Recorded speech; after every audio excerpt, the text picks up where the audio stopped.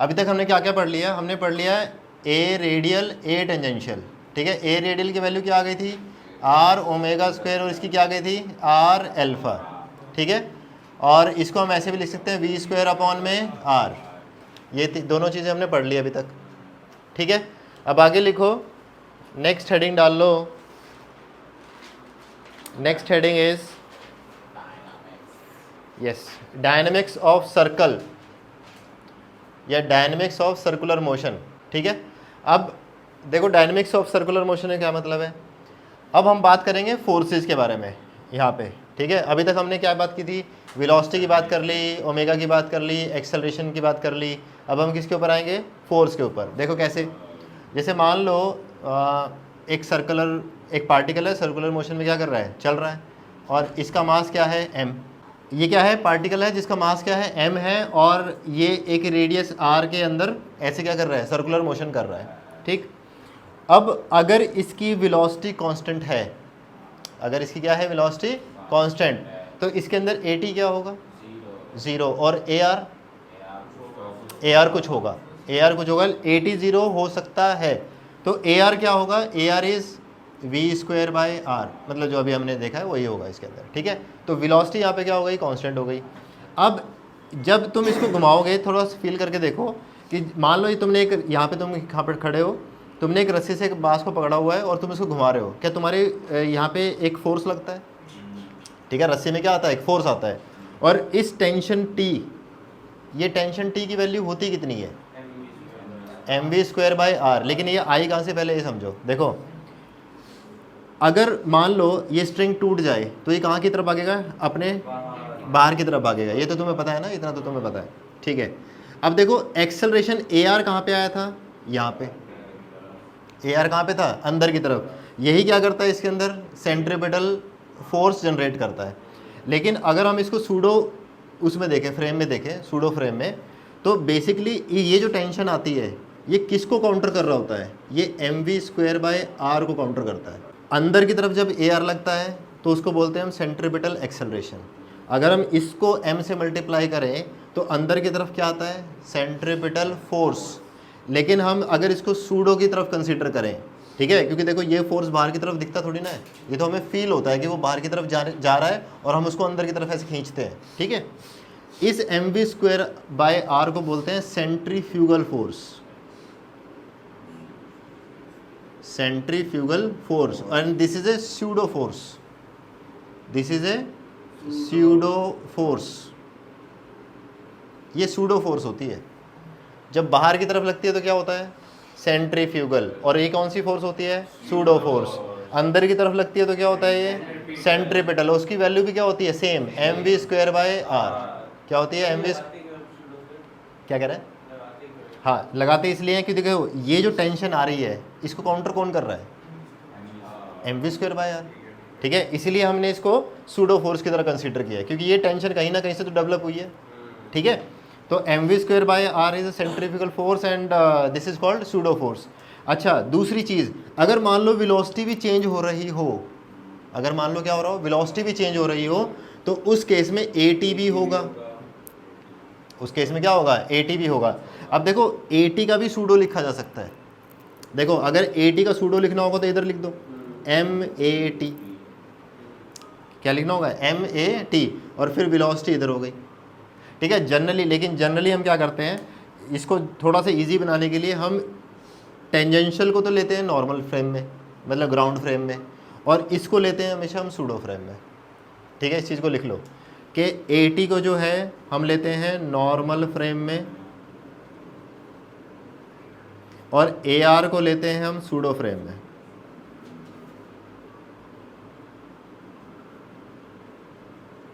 Pseudo frame के अंदर, ठीक है। तो अगर हम इसको नॉर्मल फ्रेम में लेंगे तो फिर उस टाइम पे एक्सेलरेशन की डायरेक्शन किधर हो जाएगी, ऊपर की तरफ। AT की डायरेक्शन किधर होगी, ऊपर की तरफ, और v square by R into में m जो सेंट्रीफ्यूगल फोर्स होगा उसकी डायरेक्शन कहाँ होगी, बाहर की तरफ, ठीक है। एक बार लिखो फटाफट ये, ठीक है। अब देखो, अब सबसे पहले जो है हमें क्या आना चाहिए, ये mv स्क्वायर बाय आर जो सेंट्रीफ्यूगल फोर्स है इसकी हमें डायरेक्शन निकालनी आनी चाहिए, ठीक है। या फिर हम बोलें तो ए आर की डायरेक्शन या M V square by R की डायरेक्शन हमें निकालनी आनी चाहिए। जैसे कि पहला केस तो यही था, जैसे कि मान लो ऐसे केस बना लेना इस तरीके से, एक पार्टिकल है, मास m का है, रेडियस r है, अपने सेंटर पे ऐसे घूम रहा है, ठीक है। तो M V square by R किधर लगेगा, बाहर की तरफ, M V square by R. उसके बाद कॉनिकल पेंडुलम, जैसे ये मान लो एक मास है m, ये यहाँ पे फिक्स है ऐसे, ठीक है, और ये ऐसे ऐसे घूम रहा है, कैसे घूम रहा है, ऐसे। बताओ M V square by R की डायरेक्शन किधर होगी, किधर, ऐसे, ऐसे।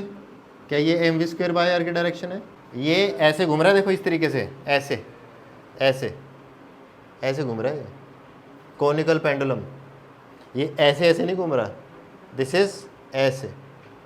तो बेसिकली ये डायरेक्शन गलत है, दिस इज रॉन्ग, ऐसे डायरेक्शन नहीं होगी। सर्कल देखो, सर्कल कैसे बन रहा है, क्या सर्कल ये हॉरिजॉन्टल में ऐसे, तो M V square by R की डायरेक्शन कहाँ पे होगी हमेशा, आउटवर्ड्स। कैसी होगी, आउटवर्ड्स। अगर मान लो जब ये घूम के इधर आएगा तो किधर होगी, बाहर की तरफ, बाहर की तरफ। अगर जब ये इधर आएगा तो किधर होगी, इधर, पीछे की तरफ होगा तो किधर होगी, बैक साइड में। तो हमेशा कैसे होगा, रेडियली आउटवर्ड होगा ये, हमेशा रेडियली आउटवर्ड, ठीक है। और देखो ये सेकंड केस हो गया। और देखो पेंडुलम के अंदर देखो, मान लो ये पेंडुलम, ये एक पॉइंट पे है, लेट से पॉइंट ए और बी, इसका मास वास m है, ठीक है, और ये ऐसे चल रहा है, ऐसे, ठीक है, ऐसे की तरफ जा रहा है, ऐसे, ठीक है, पेंडुलम कर रहा है ये। तो बताओ M V square by R की डायरेक्शन किधर है, ऐसे, सर्कुलर पाथ तो है, दिस इज सर्कुलर पाथ, किधर होगी, नीचे, या जैसे इसकी है वैसे। देखो इसमें सर्कल कैसे बनेगा, ध्यान देखो, सर्कल बनाओ, सर्कल बनेगा ऐसे ऐसे, और ये रेडियली आउटवर्ड, तो इसकी M V square by R कैसी बनेगी, ऐसे, ठीक है। This is third case. और देखो जैसे मान लो एक ये है ऐसे, हेमिस्फेरिकल बॉल है, हेमिस्फेरिकल बॉल, उसमें एक ऑब्जेक्ट है जो कि ऐसे टू एंड फ्रो कर रहा है, ऐसे ऐसे, ठीक है। बताओ M V square by R, बताओ M V square by R, ऐसे ऐसे कर रहा है, कैसे, जैसे पेंडुलम वाला कैसे वैसे, ठीक है, किधर, इधर, M V square by R, ठीक है, ये डायरेक्शन हो गई। और देखो इसी केस में जैसे मान लो ये है एक ऑब्जेक्ट यहाँ पे है, और ये बॉल जो है वो ऐसे घूम रही है, अब अंदर की साइड से बाहर, अब किधर, अंदर की साइड मतलब राइट में, राइट में, नीचे, लेफ्ट में, किधर, राइट में, ऐसे। समझ में आया कैसे, क्योंकि जब तुम इसको घुमाओगे तो ये कैसे एक सर्कल करेगा, ऐसे कैसे करेगा, एक सर्कल। एक और एग्जांपल ले लो, जैसे कि मान लो ये अर्थ है, ठीक है, ये अर्थ ऐसे रोटेट कर रही है, एक पार्टिकल यहाँ पे है सरफेस पे, इसकी M V square by R किधर है, इसकी सेंट्रीफ्यूगल फोर्स की डायरेक्शन किधर होगी, राइट में, राइट में, राइट में, रेडियली आउटवर्ड, ये कैसे, राइट, ध्यान दें, इसकी ऐसे होगी, राइट में, क्यों, क्योंकि ये सर्कल कर रहा है ऐसे, इस तरीके से सर्कल करेगा ये, ठीक है। ये चीज़ समझ में आ गई। तो डायरेक्शन कैसे निकालनी है, ये चीज़ समझ में आ गया हमें। अब बेसिकली हमें डायरेक्शन तो निकालना आ गया, लेकिन ये M V square by R जो है वो आ किसकी वजह से रहा है, जैसे इस पर्टिकुलर केस में किसकी वजह से आ रहा है, टेंशन की वजह से। इस केस में टेंशन की वजह से जो यहाँ पे है, इस केस में भी टेंशन, यहाँ पे नॉर्मल, यहाँ पे किसकी वजह से, नॉर्मल, यहाँ पे भी नॉर्मल, यहाँ पे भी अगेन नॉर्मल, ठीक है। तो मतलब जैसे नॉर्मल है, ये फ्रिक्शन विक्शन सब आएंगे इसके अंदर, फ्रिक्शन की वजह से भी होगा। जैसे बेंडिंग ऑफ रॉड में तुमने ये पढ़ा है क्या, ऐसे बेंड होती है तो कार क्या होती है, इसके अंदर एक सेंट्रीपिटल, अगर मान लो आर रेडियस की है, बेंडिंग ऑफ रोड, ठीक है, कि जब हम मोड़ते हैं तो बेंड की होती है रोड, ठीक है, ताकि हमें सेंट्रीपिटल एक्सेलरेशन मिले और कार जो है वो इस ट्रैक पे चलती रहे। तो यहाँ पे जो सेंट्रीपिटल एक्सेलरेशन है वो कौन प्रोवाइड करता है? Friction, friction between tyres and road, ठीक है। तो फ्रिक्शन हो सकता है, टेंशन हो सकती है, आगे जाके तुम पढ़ोगे इलेक्ट्रोस्टैटिक फोर्स हो सकती है, मैग्नेटिक फोर्स हो सकती है, ये सब चीज़ें हो सकती है, ठीक है। तो ये हो गया इनका कॉज। जो सेंट्रीफ्यूगल या सेंट्रीपिटल फोर्स है उसका कॉज क्या है? डिफरेंट डिफरेंट केसेस में डिफरेंट डिफरेंट है, ठीक है। अब देखो वापस हम इस पे आते हैं, यहाँ पे वापस आ गए। देखो यहाँ पे हमारे पास दो एक्सेलरेशन, एक AR और एक AT। ये अंदर की तरफ AR और ऊपर की तरफ क्या है? AT। A नेट की डायरेक्शन, इधर A नेट की डायरेक्शन वही होगी, क्योंकि इधर जो फोर्स लिया वो तो सूडो फोर्स था, ठीक है। वो कौन सा फोर्स था? सूडो, ठीक है। ये AR, ये A नेट और ये AT। तो F नेट क्या होगा फिर? F net is force M times A net, और A नेट तुम्हें निकालना आता है अंडर रूट में AR square plus AT square, AR square plus AT square, ठीक है। इस तरीके से हम F नेट निकाल सकते हैं, ठीक है। अब देखो एक एक जो डिफरेंट डिफरेंट टाइप के क्वेश्चंस होते हैं हम उनको एक एक करके स्टडी करेंगे और फिर उनके ऊपर क्वेश्चन करेंगे, ठीक है। तो सबसे पहले लिखो इसके अंदर कॉनिकल पेंडुलम, लिखो कॉनिकल पेंडुलम। अब देखो ये ऐसे,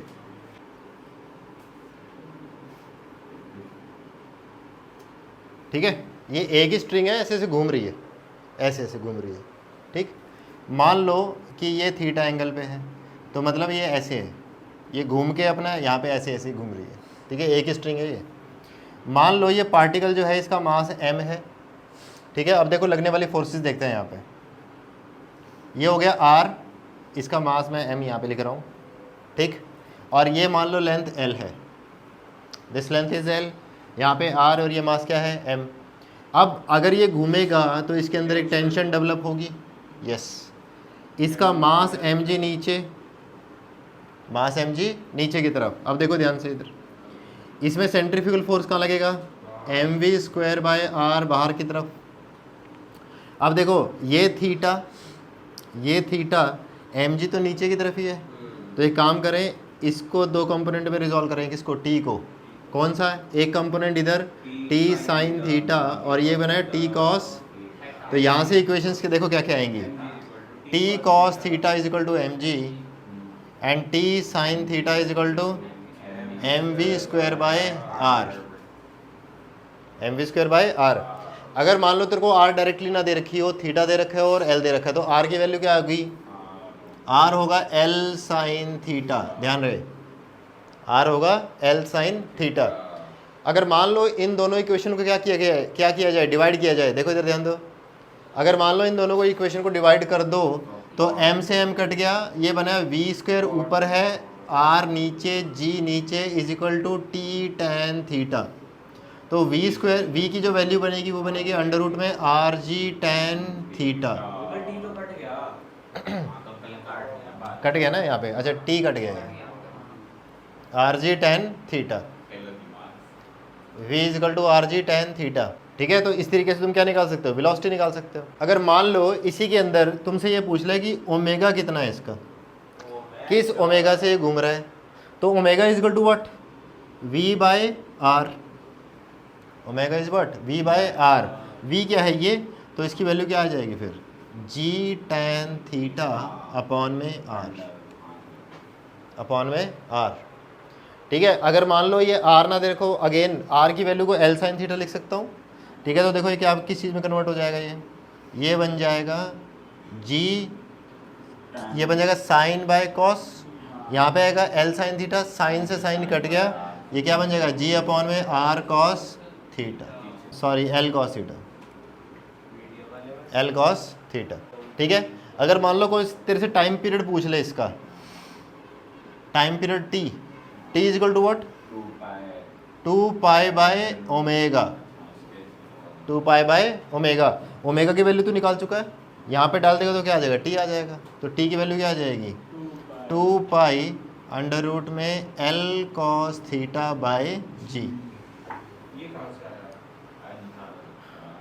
omega is equal to 2 pi by t, तो t is equal to 2 pi by omega. वो कहां से आया? टाइम पीरियड टाइम पीरियड मतलब कहाँ से आया? मतलब पेंडुलम का टाइम पीरियड नहीं निकाला। 2 पाई बाय ओमेगा, ओमेगा की वैल्यू 2 पाई बाय t होती है।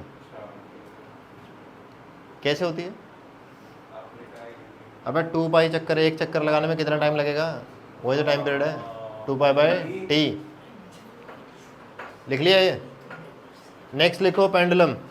पिछली बार क्या था?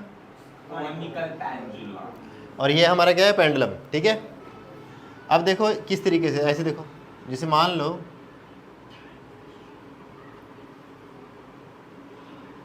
ये पॉइंट ए है, ये ओ मान लो, इसकी लेंथ एल मान लो, इसका मास मान लो m। ठीक है, अब ये मोशन कैसे करेगा? ऐसे। ठीक है, तो इस पर्टिकुलर पॉइंट पे मान लो ये टेंशन T है, यहाँ पे mg लग रहा होगा। ठीक है, mg लग रहा होगा, इसका mv²/r किधर होगा? mv²/r ऐसे। सेंट्रीफ्यूगल फोर्स लगा बाहर। अगर मान लो ये थीटा है उस टाइम इंस्टेंस पे, तो फिर ये थीटा, तो फिर ये भी थीटा। इसके mg के दो कंपोनेंट, mg के दो कंपोनेंट, एक कंपोनेंट किधर है? mg cos थीटा, और एक बना mg sin थीटा। ठीक है, तो यहाँ से जो इक्वेशन लिखी जाती है जनरली, वो लिखा जाएगा T = mg cos theta plus mv²/r। mv²/r। ठीक है, कोई बताएगा ये mg sin थीटा क्या कर रहा है इस टाइम पे? यहाँ पे mg sin थीटा जो है, इसकी जो वेलोसिटी होगी उसको क्या कर रहा है? डिक्रीज कर रहा है। इसकी जो वेलोसिटी है उसको क्या कर रहा है? डिक्रीज कर रहा है। ठीक है, समझ में आया कि नहीं आया? क्योंकि जब ये इधर की तरफ जाने लगेगा तो ये उल्टी तरफ लगने लगेगा। ठीक है, तो g sin theta is decreasing the speed of this pendulum. ठीक है, अच्छा इस पर्टिकुलर पॉइंट पे यहाँ पे देखें, यहाँ पे mg डायरेक्टली नीचे की तरफ, mv²r भी नीचे की तरफ, तो यहाँ पे जो t लिखा जाएगा वो क्या लिखा जाएगा? mv²/r plus mg। ठीक है, अच्छा एक चीज़ बताओ, इस पर्टिकुलर पॉइंट पे और इस पर्टिकुलर पॉइंट पे देखो यार, ध्यान दो, यहाँ पे at क्या होगा? 0। at हो गया 0। यहाँ पे AR क्या होगा? मैक्सिमम होगा यहाँ पे। ठीक है, यहाँ पे AT की कुछ वैल्यू होगी और यहाँ पे AR की कुछ वैल्यू होगी। AR की वैल्यू क्या है? v²/, AT की वैल्यू क्या है यहाँ पे? AT की वैल्यू क्या है यहाँ पे? g sin theta. यहाँ पे AT की वैल्यू क्या है? g sin theta. लिख लो ये सब चीज़ें। आगे लिखो, motion of a particle in a cone. ठीक है, ऐसे जैसे मान लो ये कोन है जिसका ये एंगल क्या है? थीटा। ठीक है, एक पार्टिकल है ऐसे यहाँ पे ऐसे, और इसके अंदर क्या कर दिया हमने? घुमा रहे हैं हम इसको। ठीक है, जैसे एक कोन के अंदर हमने एक ऐसे घुमा के इसको छोड़ दिया, तो क्या करेगा? ऐसे सर्कुलर करेगा। अब इस टाइम पे ये कुछ ऐसे घूमेगा, देखना ऐसे सर्कुलर मोशन करेगा। तो वहाँ पे क्या करनी है? हमें फोर्सेस निकालनी है। अब देखो, इसको जो यहाँ पे सेंट्रीफ्यूगल फोर्स कौन दे रहा होगा? नॉर्मल। कौन दे रहा होगा? नॉर्मल। देखो नॉर्मल की डायरेक्शन तो हमेशा कैसी रहती है? Perpendicular to the surface. mg की डायरेक्शन कहाँ पे है? नीचे। ये mg, ये n, अगर मैं इस एंगल की बात करूँ तो ये क्या है? देखो थीटा बनेगा, देखना ये थीटा, तो फिर ये भी थीटा ही है। देखो इस ट्रायंगल को पूरा करो, ये 90, ये थीटा, तो ये 90 माइनस थीटा, तो ये जो बचा क्या? थीटा, तो फिर ये भी थीटा। ठीक है, तो ये थीटा, ये mg। अब mv²/r किधर लगा? इधर। mv²/r किधर लगा? इधर। तो अब देख क्या क्या इक्वेशन कैसे लिखी जाएगी? n cos थीटा = mg, और n sin थीटा किसके बराबर होगा? mv²/r। सिंपल। ठीक है, v निकाल सकते हो, n निकाल सकते हो इन इक्वेशन को सॉल्व करके। ठीक है, आया समझ में? अब देखो, मान लो एक ऐसी सिस्टम है,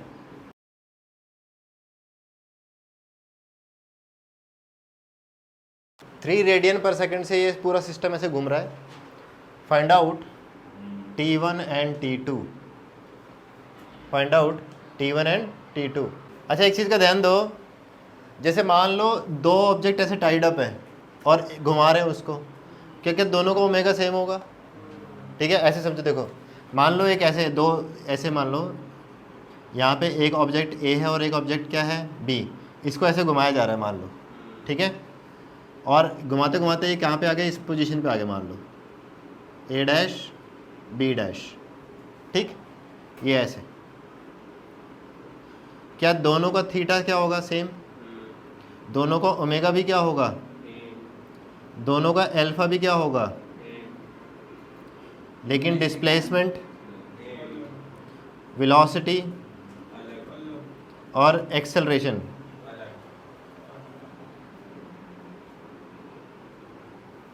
दोनों का अलग अलग होगा। किसका ज़्यादा किसका कम, ऐसे का less than S B, velocity of A less than velocity of B, अबे कम पाथ ट्रेवल करना है उसको सेम टाइम पे, और एक्सेलरेशन भी क्या होगा इसका कम। ध्यान रखना कि लीनियर कंपोनेंट्स और एंगुलर कंपोनेंट्स में ऐसा नहीं कि दोनों का रिलेशन सेम रहता है, ठीक है, ये सेम हो तो ये अलग हो सकते हैं, ठीक है। अब देखो इस क्वेश्चन में क्या दोनों का ओमेगा सेम है, अगर हम इसके ऊपर बात करें, यहाँ पे देखो इसका एफबीडी बनाओ, टेंशन T2 इधर लग रहा है, इसका फोर्स किधर लग रहा होगा, सेंट्रीफ्यूगल बाहर की तरफ, फोर्स बाहर की तरफ तो T2 is equal to M कितना 3, V कितना है इसका, V का निकालने की जरूरत नहीं है क्योंकि ओमेगा दे रखा है, तो हम क्या करें एम ओमेगा ये ले लें, एम ओमेगा स्क्वायर आर ले लो, ठीक है। हाँ 3 इंटू में ओमेगा की वैल्यू कितनी है 3, 3 का स्क्वायर इंटू में आर कितना 2, कितना आ गया ये 54। अच्छा दूसरी, अब इसके ऊपर आ जाए, एफ बी डी इसका बनाए, टेंशन T1 इधर, T2 इधर, और इसका खुद का एम आर ओमेगा स्क्वायर बाहर, तो T1 क्या लिखा गया, T2 प्लस एम कितना 1 इंटू में आर कितना है 1 इंटू में ओमेगा कितना है 3 का स्क्वायर, तो ये 52 था, सॉरी 54 प्लस 9 कितना हो गया 63 न्यूटन, तो T1 कितना आया 63 न्यूटन। अच्छा एक चीज़ का ध्यान रखना है हमेशा, अगर हम इधर से बाहर की तरफ जा रहे हैं, इधर से बाहर की तरफ जा रहे हैं ऐसे, मतलब ये रॉड भी हो सकती थी कोई, ठीक है, ऐसे ऑब्जेक्ट लगे हैं, तो हमेशा टेंशन क्या होती है, घटती है, जितना हम दूर जाएंगे उतना टेंशन क्या हो जाएगी, घटेगी, ठीक है। और एंड पॉइंट पे टेंशन क्या होती है, ज़ीरो, लिख लेना कहीं पे, एंड पॉइंट पे टेंशन क्या होगी 0। क्यों 0 होगी, क्यों 0 होगी, क्योंकि एंड पॉइंट वाले को कोई मास थोड़े ना खींचना है, तो ये mv स्क्वायर बाई आर जो है वो 0 हो जाएगा, क्योंकि m 0 है उसके बाद। अबे बिल्कुल, अगर मान लो मैं एक रॉड ले लूँ ऐसे, मैं उसकी बात कर रहा हूँ, तो एंड पॉइंट की बात कर रहा हूँ मैं ऐसे, ठीक है। तो ये लिख लो, देखो क्वेश्चन कैसे है कि एक ऐसे पेंडुलम है,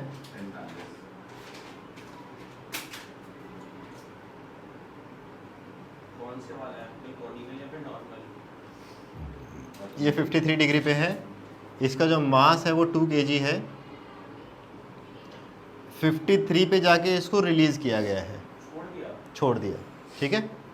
और एक और पॉइंट है इसके अंदर कहीं पे रास्ते में, जो कि यहाँ से 37 डिग्री पे है, this is point P, this is point A and this is point B, ABP, ठीक है। अब तुम्हें जो निकालना है वो ये है, velocity, radial acceleration, tangential acceleration, total acceleration या A net, F net and tension, ये 6 पैरामीटर तुम्हें निकालने हैं पॉइंट P पे, पॉइंट B पे और पॉइंट A पे। यहाँ पे लेंथ हमने 1 ले ली, ठीक। सबसे पहले अगर हम पॉइंट P की बात करें, P के ऊपर ऑब्जर्वेशन देखते हैं, हमने यहाँ से इसको क्या किया, रिलीज़, तो जैसे ही रिलीज़ किया होगा तो इसकी इनिशियल वेलोसिटी तो क्या है 0, v0 ARB क्या है 0, क्योंकि AR is v square by R, तो ARB क्या हो गया 0। अब यहाँ पे इस पर्टिकुलर पॉइंट पे देखें, मैं इसको थोड़ा सा अलग बना लेता हूँ, इसको यहाँ बना लेते हैं, ये पॉइंट P हो गया, ठीक। mg नीचे की तरफ, g साइन थीटा यहाँ पे, और ये क्या बन गया mg cos थीटा, ये m है, यहाँ पे mv स्क्वायर बाय आर भी लगना चाहिए, लेकिन v तो 0 है, तो mv स्क्वायर बाय आर क्या हो गया 0, तो सेंट्रीफ्यूगल फोर्स क्या है 0। तो बेसिकली जो मेरी टेंशन आएगी वो किसके बराबर आएगी mg cos थीटा, और थीटा क्या है यहाँ पे 53, थीटा इज़ 53। m कितना है 2 इंटू में g इंटू में cos 53 मतलब 3/5, तो कितना हो गया ये 12। तो टेंशन आ गई 12, टेंशन हो गई 12। 80 की बात करें, देखो इधर की तरफ जो जो एक्सेलरेशन आ रहा है वो किधर आ रहा है g sin थीटा, तो 80 क्या है g sin थीटा, तो मतलब 4/5 मतलब 8, मतलब 8। ए नेट की अगर बात करें तो ये होगा अंडर रूट में 80 square plus AR square, AR तो 0 है तो 80 का स्क्वायर मतलब फिर से 8, ठीक है। तो ए नेट आ गया 8। एफ नेट होता है मास इंटू में ए नेट, मतलब 2 इंटू में 8 मतलब 16 न्यूटन, ठीक है। आगे सारी चीज़ें V0 AR 0 80 कितना 8, ए नेट कितना 8, एफ नेट कितना 16 और टेंशन कितना है 12। आए समझ में, ठीक है। अब आओ पॉइंट ए के ऊपर ऑब्जर्व करते हैं। देखो ए के ऊपर 80 क्या होगा 0, ए के ऊपर 80 क्या होता है 0। AR की वैल्यू क्या होगी V²/R, V²/R। अब यहाँ पे V निकाला है सबसे पहले, 80 कैसे है? क्योंकि यहाँ पे mg लग रहा है सिर्फ नीचे की तरफ, g sin थीटा तो क्या हो गया 0 यहाँ पे, है ना। तो 80 क्या है 0, AR क्या है V²/R। अब यहाँ पे V निकालें सबसे पहले। इस पॉइंट पे जो V होगा, तुमने वर्क पावर एनर्जी में पढ़ा है, ये क्या होगा √2gh। h क्या है यहाँ पे, ये h है, ये टोटल 1 था, ये क्या है 1 cos 53, तो 1 माइनस 1 cos 53 इज h। तो बेसिकली V क्या बन गया अंडर रूट में 2 इंटू में g इंटू में 1 माइनस 1 cos 53, cos 53 मतलब 3/5, तो ये कितना आ गया 2/5, तो ये हो गया 2√2। देखो 2√2, ये 5 2 से 10 2 गया या, तो यहाँ पे 2 इंटू 2 इंटू 2, तो ये आ गया 2√2, ठीक। तो V आ गया 2√2, तो AR कितना आ गया फिर, AR आ गया इसका स्क्वायर/R मतलब 8, AR आ गया 8, V आ गया 2√2, 80 हो गया 0, तो A नेट कितना हो गया, A नेट अभी भी कितना है 8, A नेट अभी भी कितना है 8, क्योंकि 80 इस बार 0 है। F net 16, M into A net 16। Tension कितना होगा इस बार, टेंशन होगा mg और in plus mv²/r, mg plus mv²/r। इस पॉइंट पे mv² होगा ना, ठीक है। तो ये कितना हो जाएगा, देखो m यहाँ पे लगा लो, देखो m कितना है 2 है ना, तो ये हो गया 20 प्लस 2 इंटू में v कितना है 2√2, इसका स्क्वायर मतलब 8/1, तो कितना हो गया 36, ठीक, कितना हो गया 36। आगे सारा पैरामीटर। अब पॉइंट बी के ऊपर बात करते हैं। देखो इस पर्टिकुलर पॉइंट पे ऑब्जर्व करें, mg नीचे, यहाँ पे क्या लग रहा है mg cos theta plus mv²/r, इधर क्या लग रहा है mg sin थीटा, ठीक है। अब यहाँ पे ध्यान रखना, ये थीटा कौन सा थीटा है, ये सेकंड वाला थीटा है, ठीक है। तो इसको थीटा डैश करना है तो थीटा डैश कर सकते हो, मर्जी है तुम्हारी। ये हो गया, और टेंशन लग रहा होगा इधर। अब सबसे पहला काम तो इसमें क्या है, वेलोसिटी निकालना, ठीक है। अब वेलोसिटी निकालें। देखो ये इस हाइट पे था, कितनी हाइट पे था, यहाँ पे इतनी हाइट पे था, ये हाइट, तो हमें जो वेलोसिटी मिलेगी वो इस हाइट पे मिलेगी, क्योंकि जो पोटेंशियल डिक्रीज हुआ है वही क्या हुआ है, पोटेंशियल गेन हुआ है, काइनेटिक गेन। तो हमें बेसिकली ये निकालना है, ये लेंथ। तो देखो कैसे निकलेगी। अगर मैं देखो अगर मैं इसके पॉइंट ले लूँ, जैसे मान लो ये O है, ये है M और ये है N, ठीक है। अगर मैं OM के अंदर से ON निकाल दूँ तो मेरे को क्या बचेगा NM, और यही मेरे को चाहिए। चलो OM लगाओ, OM आ गया 1 इंटू में cos 37 माइनस ओ एन कितना है 1 इंटू में कॉस 53, तो ये कितना आ गया cos 37 इज 4/5 माइनस 3/5, तो कितना आ गया 1/5। ठीक है, अब हमें क्या निकालना है, हमें निकालना है हाँ वेलोसिटी। तो वेलोसिटी क्या हो जाएगी अंडर रूट में 2gh, तो मतलब कितना आ गया ये 2 इंटू में 10 इंटू में h कितना बना है इस बार 1/5, कितना हो गया ये 2, कितना आ गया 2, तो वेलोसिटी आ गई 2। अच्छा वेलोसिटी आ गई तो t निकालो, t क्या आ गया m कितना है 2 इंटू में g कितना है 10 cos थीटा, इस बार 37 है, 37 मतलब 4/5 प्लस m कितना है 2 इंटू में v कितना है 2 मतलब 4 अपॉन में 1, कितना आ गया देखना जरा 16 प्लस 8 कितना हो गया 24, तो t आ गया 24। ar कितना आ गया, ar कितना हो गया v²/r, तो v कितना है 2 2 दूनी 4, 4/1 मतलब 4 आ गया। ठीक है, a कितना है g साइन थीटा और यहाँ पे थीटा डैश, तो ये कितना आ गया साइन 37 मतलब 3/5, तो 10 इंटू में 3/5 तो कितना आ गया 6, at आ गया 6, ar आ गया 4, तो a नेट कितना 16 प्लस 36 कितना हो गया अंडर रूट 52, ये हो गया ए नेट। इसी को m से मल्टीप्लाई कर दोगे तो क्या आ जाएगा एफ नेट, तो एफ नेट आ गया m times A net that is 2 into में रूट 52। तो this is how you solve this question.